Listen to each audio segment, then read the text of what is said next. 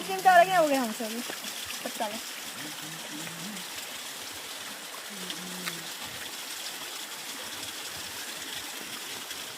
म भन्नु न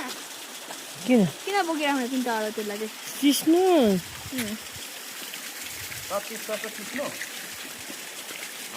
भन्नु न किन हातबाट पुग्नु भएको छैन जाऊ टिप त एकताल हातबाट के हुन्छ जाऊ न के हुन्छ भन्नु न के हुन्छ के हुँदैन चिलाउँछ चिलाउँदैन के भनेको हुन्छ के हुँदैन भन्नु न चिलो केही हुँदैन के बाबालाई अप्ठ्यारो भएर होला यो उयो मुन्टा हो टिप त गएर हाँस्नु होइन त किन हाँस्नु हो म चाहिँ टिप यसरी टिपेर त काटै काट त केही गर्दैन